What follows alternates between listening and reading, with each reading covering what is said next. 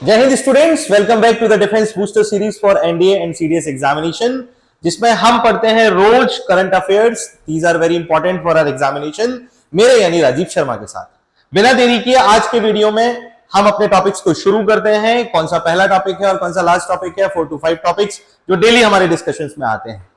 बच्चों, आज का पहला टॉपिक जो हमारे सामने आ रहा है दैट इज हनीमाडू एयरपोर्ट, जो एक इंटरनेशनल एयरपोर्ट है। आपने इसका नाम सुन लिया होगा अगर आप न्यूज़पेपर पढ़ रहे होंगे, और अगर नहीं पढ़ रहे होंगे तो कोई टेंशन नहीं है, मैं आपको पढ़ा दूंगा।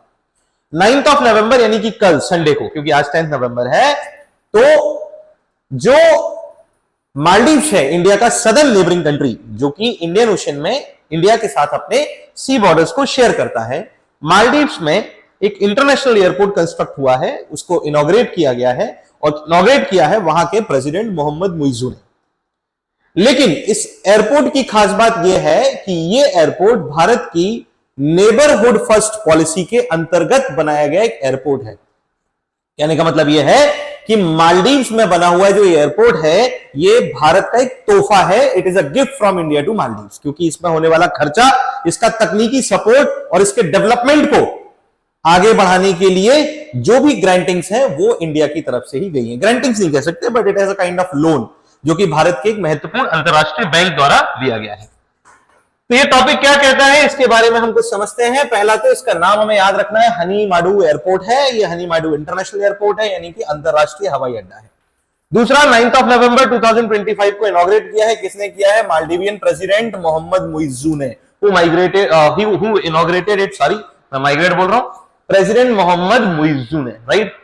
सी, the important point here comes is that this airport is also being called the gateway to prosperity for both the nations. ये दोनों ही राष्ट्रों के लिए समृद्धि का द्वार कहा जा रहा है।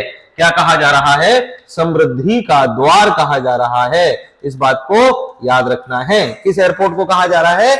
हनीमाडू इंटरनेशनल एयरपोर्ट को। क्या कहता है ये? बेसिकली भारत में काम करने वाला एक महत्वपूर्ण बैंक है जिसका नाम है एक्सिम बैंक। एक्सिम बैंक इसलिए इसको नाम दिया गया है क्योंकि ये एक्सपोर्ट इंपोर्ट बैंक है। क्या है ये? Export import bank. इस बैंक ने 2019 में, बेटा कब? 2019 में, मालदीव्स को भारत के इस बैंक ने 2019 में 800 मिलियन यूएस डॉलर्स यानी 800 मिलियन अमेरिकी डॉलर का लाइन ऑफ क्रेडिट दिया था। और उस लाइन ऑफ क्रेडिट जो 800 मिलियन डॉलर्स का था, उसमें से मालदीव्स ने 136.6 मिलियन डॉलर यानी 136.6 million dollar out of those 800 million dollar of line of credit में से इतना रुपया खर्च किया है। और कौन सा एयरपोर्ट बनाया? हनीमाडू एयरपोर्ट। यह भारत की ही एक कंपनी जेएमसी प्रोजेक्ट्स ने तैयार किया है। दूसरी चीज यह भी याद रखनी है, जिस कंपनी ने इसे बनाया है वो है जेएमसी प्रोजेक्ट्स, जो इंडिया की कंपनी है। अब कुछ लोगों को मैं मान के चलता हूं कि मैक्सिमम को शायद ये चीज पता होगी, और नहीं भी हो तो कोई दिक्कत नहीं है। अपन मेजोरिटी में हो चाहे माइनॉरिटी में, पढ़ने इसीलिए आए हैं कि सर हमें नहीं आता तो हम सिखाएंगे। सर यहां पर ये लाइन ऑफ क्रेडिट आपने बोला और लिखा, इसका मतलब क्या है? तो सर लाइन ऑफ क्रेडिट का बेसिक मतलब मैं बिल्कुल स्मॉल पार्ट में समझाता हूं, नेशन के अकॉर्डिंग समझना थोड़ा सा मुश्किल लगेगा शायद आपको। क्या है बेसिकली कि आप बैंक से लोन लेते हो। बैंक से लोन लेने के अलग अलग तरीके हैं भैया। पहला कि मान के चलो कि बैंक ने आपको 10 लाख रुपए का लोन दिया। आज के दिन आपने बैंक से 10 लाख रुपए का लोन ले लिया। अब इस 10 लाख रुपए को आप यूटिलाइज करो, नहीं करो, जो भी करो, जैसा भी करो, कोई फर्क नहीं पड़ता। बैंक तो साहब जिस दिन आपको लोन दे दिया गया उस दिन से आपका इंटरेस्ट, रेट ऑफ इंटरेस्ट पूरे के पूरे अमाउंट पर, मतलब कंप्लीट अमाउंट जो 10 लाख रुपए का आपने लिया है उस पूरे पर आपको क्या देना पड़ेगा? रेट ऑफ इंटरेस्ट देना पड़ेगा ना, इंटरेस्ट चुकाना पड़ेगा ना, आपका रेट ऑफ इंटरेस्ट चलेगा ना।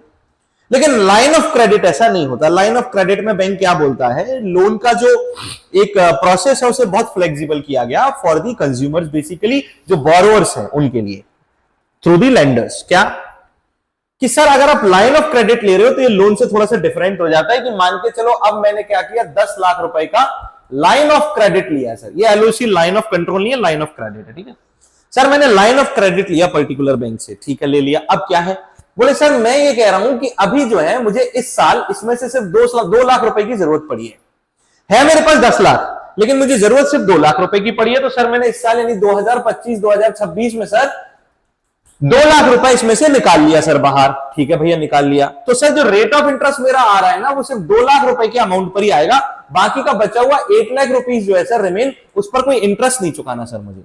मतलब सर वो है तो लोन मेरे नाम पर ही अप्रूव, लेकिन सर मैं उसका यूटिलाइज नहीं कर रहा ना, क्योंकि उस पैसे का मैं उपयोग नहीं कर रहा ना, तो उस पैसे पर मुझे कोई लोन भी नहीं देना सर। लोन में सिर्फ उतने इंटरेस्ट नहीं देना सर, और इंटरेस्ट में सिर्फ उतने ही रुपयों पर दूंगा जितने रुपयों का मैं यूटिलाइजेशन कर रहा हूं।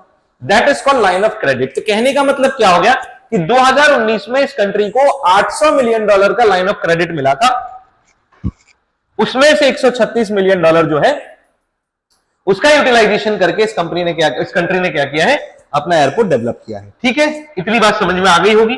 ये जो प्रोजेक्ट डेवलप हुआ है भारत की मदद से, ये नेबरहुड फर्स्ट पॉलिसी को फॉलो कर रहा है और ओशन विजन, महासागरीय दृष्टिकोण और पड़ोसी प्रथम की नीति का पालन कर रहा है। ये है क्या साहब, भारत के यशस्वी प्रधानमंत्री जो नरेंद्र दामोदर दास मोदी जी हैं, उन्होंने सबसे पहले इस नीति के बारे में चर्चा की। मतलब कह सकते हो कि मोदी जी ने ही ये नीति डेवलप की। इस नीति का जो बेसिक सेंटर पॉइंट है वो क्या है, वो ये है कि जो इंडिया की नेबरिंग नेशंस हैं, चाहे वो सी बॉर्डर से इंडिया की बाउंड्री को छूते हैं या कि फिर लैंड बॉर्डर से, अपार्ट फ्रॉम एनिमी नेशंस, चाहे वो अभी थोड़ा सा बहक गया है अपना बांग्लादेश ना, मोदी जी अरे इंडिया के लिए तो वही वाली बात है ना, बांग्लादेश तो मेरा बच्चा है, वही वाली बात हो गई ना। तो बांग्लादेश हो गया, म्यांमार हो गया, मालदीव्स हो गया, श्रीलंका हो गया, नेपाल हो गया, भूटान हो गया, ये जो कंट्रीज हमारी नेबरिंग कंट्रीज हैं, इंडिया अपने किसी भी सपोर्टिंग प्रोग्राम में, इंडिया अपने किसी भी डेवलपिंग मिशन में, इंडिया अपने किसी भी फाइनेंशियल एड में किसको याद करेगा सबसे पहले, अपने नेबरिंग देशों को, अपने पड़ोसी देशों को। मतलब भारत अगर विकास की डेफिनेशन लिखता है तो उसमें सबसे पहले कौन पार्टिसिपेट करने के लिए एलिजिबल होगा, इंडिया का वो नेबरिंग स्टेट जो उसके साथ कनेक्ट कर रहा है, ताकि भारत अपने पड़ोसी देशों के साथ मित्रता संबंध बना सके, फ्रेंडली रिलेशंस को बढ़ा सके। राइट, कब शुरू हुई, 2014 में ये पॉलिसी शुरू हुई थी, जिसका एक स्टेप फॉरवर्ड हुआ है मालदीव्स के साथ। पता नहीं कब तक हमारे साथ टिकेंगे, वैसे तो गद्दारी में क्योंकि कभी भी बिन पैंदी के लोटे हैं और कभी चीन के संग ढरक जाते, कभी पाकिस्तान के साथ।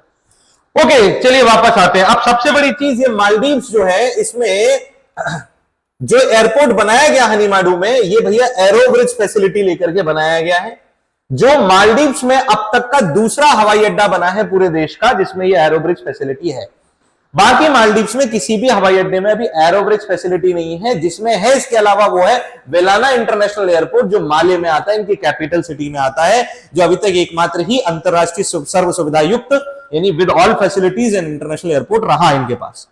अब सर आप कहेंगे कि सर ये एरो ब्रिज फैसिलिटी क्या है, सर ये भी हमें समझा दो। क्यों भैया, मैं जानता हूं आप सभी लोगों का तो हवाई अड्डे से ताल्लुकात नहीं होगा, जाहिर सी बात है, क्योंकि भारत की अधिकांश आबादी अभी भी यही सपना देखी है। समझने वाली बात है कि हम देखो आजादी के इतने वर्ष बाद भी आज भारत में this is a dream for a common man to fly, बोलने वाली बात है। हालांकि गवर्नमेंट प्रयास कर रही है, ऐसा नहीं कि नहीं कर रही। चलिए, यहां इस इमेज में आपको एक चीज दिखाई दे रही होगी, ये चीज आपने जरूर देखी होगी बहुत सारी जगह। जिन लोगों ने हवाई यात्राएं की होंगी किसी बड़े अंतरराष्ट्रीय हवाई अड्डे से, तो उन्होंने तो इसमें इसका एक्सपीरियंस किया होगा लाइवली। जिन्होंने नहीं किया होगा, उन्होंने कभी किसी टेलीविजन चैनल पर या किसी इमेज में या कहीं तो आपने इसको देखा जरूर होगा। ये आपको एक ऐसा ब्रिज दिखाई देता है जो एयरप्लेन से कनेक्ट कर रहा है। ये ब्रिज जो है ये मूवेबल ब्रिज होता है बेटा, इसे एक जगह से दूसरी जगह लाया और ले जाया जा सकता है, यानी इसको मूव किया जा सकता है, इसका स्थान बदला जा सकता है। ये जो ग्लास वाला स्ट्रक्चर आपको दिखाई दे रहा है यहाँ पर, इसे हम एरो ब्रिज कहते हैं बेसिकली।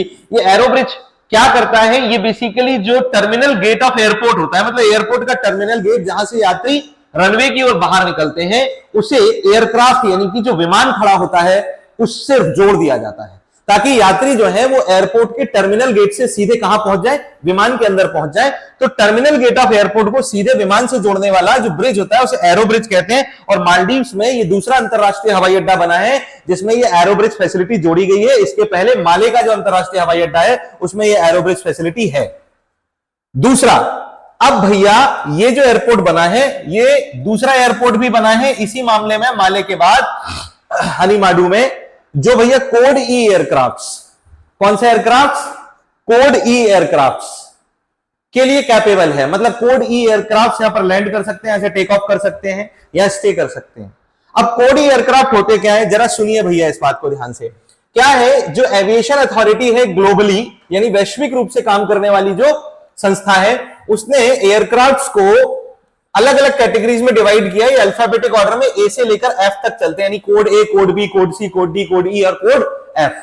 ये बढ़ते बढ़ते एयरक्राफ्ट के साइज और एयरक्राफ्ट के जो लंबी दूरी तय करने की क्षमता है, लॉन्ग डिस्टेंस कैपेबिलिटीज है, एफिशिएंसीज है, उनके बेसिस पर ये डिवाइड किए गए हैं। कैसे डिवाइड किए गए कि जैसे जैसे जैसे कोड ई है, कोड एफ सबसे लंबे और सबसे बड़े और सबसे ज्यादा क्षमतावान एयरक्राफ्ट विमान होते हैं, कोड ई उससे नीचे आते हैं। जैसे कोड ई में अगर आप बात करो तो कोड ई एयरक्राफ्ट में बोइंग 777 या बोइंग 787, जिसे हम ड्रीम लाइनर के नाम से जानते हैं, आपने ड्रीम लाइनर जरूर नाम सुना होगा, ड्रीम लाइनर के नाम से हम जानते हैं, है ना। अभी अहमदाबाद प्लेन क्रैश हुआ, बोइंग 787, है ना। फिर एयरबस A330 और एयरबस A331, ये दोनों के दोनों कोड ई एयरक्राफ्ट में आते हैं। तो ये हवाई जहाज अभी तक छोटी सीरीज या छोटे एफिशिएंसी के प्लेन्स या लैंड कर सकते थे, लेकिन अब इसका विस्तार कर दिया गया डेवलप करके। जेएमसी जो कंपनी अपने यहां की, उसने उसको और ज्यादा आगे बढ़ा दिया। तो अब कोड ई एयरक्राफ्ट भी यहां पर लैंड कर सकेंगे, तो ये भी हमें याद रखना है, ठीक है। कितने कोड्स होते हैं एयरक्राफ्ट के कैपेसिटी के बेस पर, कोड ए से लेकर कोड एफ तक 6 कोड हो गए, है ना। ओके, दूसरा, अब इस टर्मिनल की, यानी कि जो हनीमैडू एयरपोर्ट है, उसके इस टर्मिनल की लगभग 1.3 मिलियन पैसेंजर पर ईयर की कैपेसिटी हो गई, यानी एक साल में इस एयरपोर्ट से लगभग 13 लाख यात्री यात्रा कर सकते हैं। मतलब डेफिनेट सी बात है, मालदीव्स में टूरिज्म बढ़ेगा सर, खासतौर से भारत का तो बेहतर टूरिज्म बढ़ेगा। हनीमैडू बेसिकली भी एक आइलैंड है, एक द्वीप है यहां, जो नॉर्दर्न मालदीव्स में आता है, उत्तरी मालदीव्स में, जो इंडिया यानी लक्षद्वीप के बेहद करीब है। तो इंडियन जो पैसेंजर्स हैं वो यहां और ज्यादा अट्रैक्ट होंगे इस फैसिलिटी की वजह से, क्योंकि नंबर ऑफ फ्लाइट्स बढ़ जाएंगी और वो आसानी से वहां पहुंच पाएंगे। ये पूरा अटॉल है, अ टाइप ऑफ अटॉल है ना। अटॉल एक द्वीप का प्रकार होता है, ये आपको पता होगा, ज्योग्राफी में पढ़ा होगा कभी आप लोगों ने। खैर, जिन्होंने नहीं पढ़ा वो ज्योग्राफी की क्लास में पढ़ेंगे इसको, ऐसा नहीं है कि नहीं पढ़ेंगे, है ना। चलिए, तो इसको याद रखिएगा, हनीमैडू इंटरनेशनल एयरपोर्ट को। नेक्स्ट आता है मालाबार एक्सरसाइज, ये भी बहुत इंपॉर्टेंट है भैया, डिफेंस के लिए बहुत इंपॉर्टेंट है। मालाबार एक्सरसाइज बेसिकली 4 देशों के बीच में होती है। पहला है इंडिया, दूसरा है यूनाइटेड स्टेट्स ऑफ अमेरिका, तीसरा है जापान और चौथा है ऑस्ट्रेलिया। इस बात को ध्यान रखना। मालाबार एक्सरसाइज की अगर हम बात करते हैं तो मालाबार एक्सरसाइज जो है वो इन 4 देशों के बीच में होती है, और ये चारों देश जो है वो क्वाड नाम की एक स्ट्रेटेजिक ऑर्गेनाइजेशन के मेंबर्स भी हैं। क्वाड यानी कि क्वाड्रिलेटरल डायलॉग, ये 2007 में स्थापित हुआ। मनमोहन सिंह जो थे हमारे प्रधानमंत्री थे, जिन्होंने सबसे पहले इस पर हस्ताक्षर किए भारत की ओर से। लेकिन क्वाड ठंडे बस्ते में पड़ा रहा। फिर जब मोदी जी प्रधानमंत्री बने तो लगभग 10 साल के बाद 2017 में क्वाड एक्टिव ग्रुप के रूप में जाना गया है। तो आज की डेट में क्वाड एक एक्टिव ग्रुप है एशिया में। बेसिकली अगर यूएसए को छोड़ दिया जाए तो बाकी सभी देश जो है इसमें main land of the Indo Pacific zone आते हैं, देखा जाए तो, है ना। यूएसए इसमें सबसे पावरफुल नेशन है और भारत के साथ इसके रिश्ते सुधारने का एक सबसे बड़ा मंच माना जाता है क्वाड को।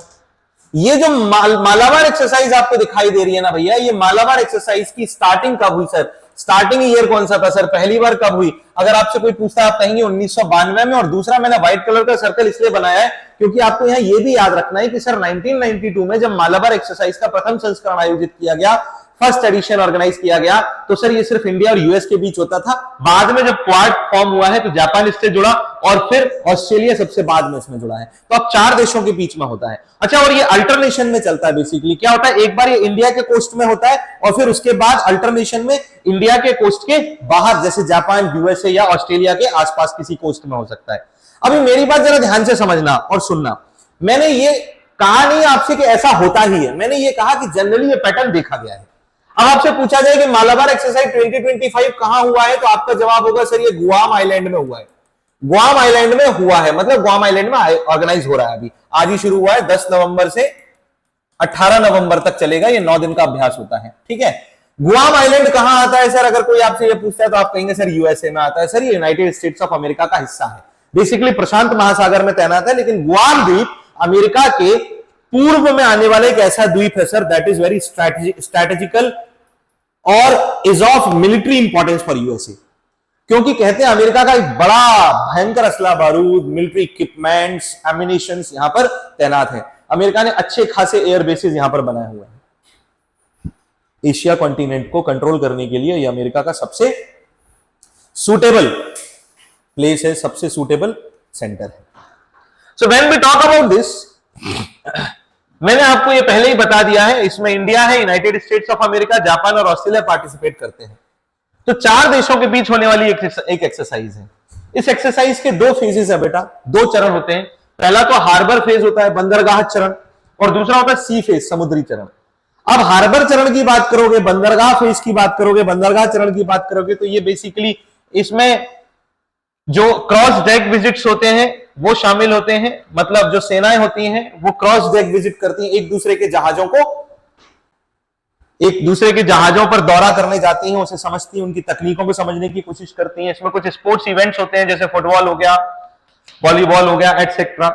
कुछ वाटर स्पोर्ट्स इवेंट्स हो गए, ये डिपेंड करता है, राइट। स्पोर्ट्स इवेंट्स होते हैं। क्या होता है सर, इनमें सभी देशों की जो पार्टिसिपेटिंग नेशंस होते हैं, उन सभी देशों के बीच में टेक्निकल ब्रीफिंग्स होती हैं सर इसमें क्या होता है, बेसिकली वो अपनी अपनी तकनीकों को ब्रीफ करते हैं एक दूसरे के सामने। तो सर ऐसा क्यों किया जाता है, ये हार्बर फेज यानी कि बंदरगाह फेज है क्या? असल में किसी भी नौसैनिक अभ्यास के पहले इसे करना जरूरी इसलिए होता है ताकि जो सदस्य देश हैं, अलग अलग देशों से आए हुए अलग अलग नौसैनिक और नौसेना अधिकारी एक दूसरे के साथ तालमेल बैठा सकें, एक दूसरे के साथ कोऑर्डिनेट कर सकें एक्सरसाइज के दौरान। तो दैट इज वेरी इंपॉर्टेंट कि इसमें वो एक दूसरे से घुलने मिलने का उन्हें कुछ समय मिलता है। मेरी बात समझ में आई? 10 से 12 नवंबर तक यही चलेगा, फिर 13 नवंबर से 18 नवंबर तक ये चलेगा। क्या चलेगा? सी फेज। सी फेज में क्या होगा सर, सबसे पहले एंटी सबमरीन वॉरफेयर एक्सरसाइज। मैंने लिखा एएसडब्ल्यू मतलब एंटी सबमरीन, सबमरीन नहीं पनडुब्बी, पानी के नीचे चलने वाली, एंटी सबमरीन वॉरफेयर एक्सरसाइज होगी। दूसरा sir anti surface warfare exercise, ASUW, surface पे चलने वाले जो बैटलशिप्स होते हैं, लड़ाकू जहाज, एंटी सरफेस वॉरफेयर एक्सरसाइज। इसके लिए भारत ने पहली बार अपना स्वदेशी निर्मित जहाज भेजा है, जो कि एक मिसाइल फ्रिगेट है भारत का। इसका नाम है आईएनएस सह्याद्री। ये बहुत करंट अफेयर में चल रहा है, आईएनएस सह्याद्री को भी ध्यान रखना। इंडिया का इंडिजीनियस मिसाइल फ्रिगेट है। इस बार सबसे ज्यादा चर्चा इसी की है भारत में, मालाबार एक्सरसाइज को लेकर, है ना। फ्रिगेट और वॉरशिप क्या होता है, जंगी जहाज क्या होता है, डिस्ट्रॉयर जो बेसिकली बैटलशिप्स होते हैं वो डिस्ट्रॉयर और फ्रिगेट 2 नामों से जाने जाते हैं। दोनों में अंतर मैंने आपको एक वीडियो में बताया करंट अफेयर्स की, आप जाकर देखिएगा भाई, जब मैंने नेवल म्यूजियम के बारे में आपको पढ़ाया था लखनऊ में बनने वाला। इसके बाद क्या होता है सर, इसके बाद होता है sir air defence exercise, ADEX, air defence exercise. मतलब एयर डिफेंस एक्सरसाइज का मतलब वायु रक्षा अभ्यास होता है। इसमें नेवी के जो एयरक्राफ्ट है वो भाग लेते हैं, मिसाइल्स का उपयोग किया जाता है, लेटेस्ट टेक्नोलॉजीज। और फिर इसके बाद होता है भैया मैरीटाइम इंटरसेप्शन ऑपरेशन, हिंदी में हम इसे कहते हैं समुद्री अवरोध कार्यक्रम, मैरीटाइम इंटरसेप्शन ऑपरेशन, कि समुद्र में आने वाले जो इंटरसेप्शंस हैं उनको कैसे डील किया जा सकता है। सभी देश मिलकर के इस पर अभ्यास करते हैं। तो ये सारी चीजें इसमें ये 2 चरणों में होंगी मालाबार एक्सरसाइज में। कब शुरू हुआ? 1992 में। किस किस के बीच शुरू हुआ था? पहली बार इंडिया और यूएसए के बीच। बाद में कितने देश जुड़ गए? 2 और, जापान और ऑस्ट्रेलिया। सबसे बाद में कौन सा देश जुड़ा है? ऑस्ट्रेलिया। कितने फेज में होना है? 2 फेज में होना है। क्लियर है नहीं? कहां पर ऑर्गेनाइज किया गया? इस बार गुआम में किया गया। कितने दिन का है? 9 डेज का है, 9 दिन का है। क्लियर है भैया? ये कुछ इंपॉर्टेंट फैक्ट्स होंगे मालाबार के लिए जो आपको याद रखने हैं। आज का 3rd टॉपिक पर हम चलते हैं। तीसरा टॉपिक भी इंपॉर्टेंट टॉपिक है, इंडिया के लिए एक बहुत बड़ा अचीवमेंट है भैया। ये छोटा मोटा अचीवमेंट नहीं है कि भारत की एक संस्था जो भारत की पहली गैर शासकीय और गैर लाभकारी संस्था है जिसे रामन मैग्सेसे अवार्ड मिला है, यानी रामन मैग्सेसे पुरस्कार। ये बताने की मुझे जरूरत नहीं है, 1957 में एक ऐसा पुरस्कार आयोजित किया गया जो एशिया के प्रतिष्ठित पुरस्कारों में से एक माना जाता है। और सिर्फ प्रतिष्ठित ही नहीं, एशिया का नोबेल कहा जाता है। It is often called the Nobel of Asia। Asia के नोबेल प्राइज के नाम से किस पुरस्कार को जाना जाता है? आप कहेंगे रमन मैग्सेसे को सर एशिया का नोबेल कहते हैं, the Asian Nobel. Nobel prize, Nobel पुरस्कार दुनिया का सबसे प्रतिष्ठित पुरस्कार माना जाता है विश्व स्तर पर, ग्लोबली मोस्ट रेपुटेटेड प्राइज है ना, for the creation in human world और creative achievements in the human world. उसके बाद रेमन मैग्सेसे ही इंपॉर्टेंट माना जाता है। ये फिलीपींस नाम का एक देश आता है, इंडिया के पूर्व में आता है, साउथ ईस्ट एशिया का एक महत्वपूर्ण हिस्सा है जो प्रशांत महासागर में आता है। आप सभी ने नाम जरूर सुना होगा, फिलीपींस। फिलीपींस नाम का एक देश आता है, इसके एक राष्ट्रपति हुआ करते थे, पूर्व राष्ट्रपति हुआ करते थे, जिनका नाम था रेमन मैग्सेसे। इन्हीं के नाम पर इस पुरस्कार का नाम रेमन मैग्सेसे रखा गया। इस पुरस्कार की शुरुआत 1957 में की गई, 1957 में, यह ध्यान रखिएगा। और सर इस पुरस्कार को जब स्थापित किया गया तो इसका इनिशिएटिव लिया किसने था? New York, America, United states of America के न्यूयॉर्क शहर में एक फिलैंथ्रोपिक फाउंडेशन है, एक परोपकारी संघ है, फाउंडेशन है, जिसका नाम है रॉकफेलर ब्रदर्स फंड।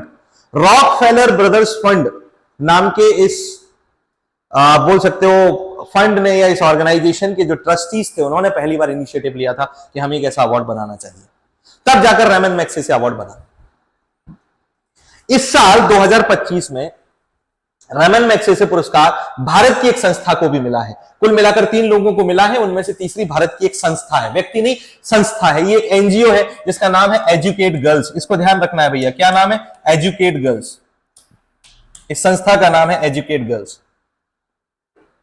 भारतीय संस्था है। इसे एजुकेट गर्ल्स ग्लोबली के नाम से भी जाना जाता है, that is foundation to educate girls globally. इस संस्था की उपलब्धि क्या है? सर इस संस्था का काम यह है कि ये भारत के विभिन्न शहरों में, मल्टीपल स्टेट्स में काम कर रही है, फिलहाल एक राज्य में नहीं, झारखंड से शुरू होकर अब बहुत फैल गई। ये बालिका टीम नाम से एक ऑर्गेनाइजेशन फॉर्म करती है, विशेषता उन क्षेत्रों में जो पिछड़े हैं या रूरल हैं, ग्रामीण क्षेत्र हैं, और वहां ऐसी बच्चियों को ढूंढा जाता है जो बच्चियां किसी कारण से स्कूल से अपना दाखिला वापस ले लेती हैं या स्कूल नहीं जा पाती हैं, या जो कभी स्कूल गई ही नहीं। ऐसी बच्चियों को दोबारा शिक्षा के जगत में लाना, एजुकेशन के वर्ल्ड में लाना और उनको फिर से पढ़ाना, that is an important achievement of this organisation. कहते हैं कि अब तक इस संस्था ने 20 लाख से अधिक बच्चियों को शिक्षित करने में अहम भूमिका निभाई है, मोर देन 20 लाख, बहुत बड़ा अमाउंट है। यह आज की डेट में राजस्थान, उत्तर प्रदेश, मध्य प्रदेश और बिहार में सबसे ज्यादा चल रही है। सी एजुकेट गर्ल फाउंडेशन जो है वो सफीना हुसैन नाम की एक महिला ने बनाया, 2007 में इसकी स्थापना की गई थी। 2007 में इस ऑर्गेनाइजेशन को स्टैब्लिश किया गया था, तकरीबन 18 साल इसकी स्थापना को हो गए हैं। और ये जो ऑर्गेनाइजेशन है ये दुनिया की पहली ऐसी संस्था बनी, पहला ऐसा फाउंडेशन बना जिसने डेवलपमेंट इंपैक्ट बॉन्ड जारी किया है, DIB यानी डेवलपमेंट इंपैक्ट बॉन्ड। अब सर ये डेवलपमेंट इंपैक्ट बॉन्ड होता क्या है ये बता दीजिए, सुन लो सर। डेवलपमेंट इंपैक्ट बॉन्ड जो होता है वो एक ऐसा बॉन्ड होता है जो सर 3 लोग इसमें देखो बहुत इंपॉर्टेंट होते हैं, 3 लोगों को आपको याद रखना है। सबसे पहला इनिशियल फंड मेकिंग पर्सन और इंस्टीट्यूट, मतलब जो फंड देने वाला है, जो डोनर होगा इनिशियल लेवल पर, सॉरी डोनर नहीं, इन्वेस्टर नॉट डोनर। दूसरा जो बेसिक एक्टिंग ऑर्गेनाइजेशन या एक्टिंग टीम होगी जो काम करने वाली है, और तीसरी गारंटर होगी एक फंड की। तो मतलब क्या हुआ कि पहले व्यक्ति के सामने मॉडल समझाया जाएगा कि हम ऐसा कुछ करने वाले हैं, तो पहला व्यक्ति अगर उसको समझ में आता है कि नहीं इसमें ये लोग सक्सेस हो जाएंगे, तो फिर वो व्यक्ति उनको फंड दे देता है। फंड देने के बाद जो एक्चुअल ऑर्गेनाइजेशन है वो काम करना शुरू करती है।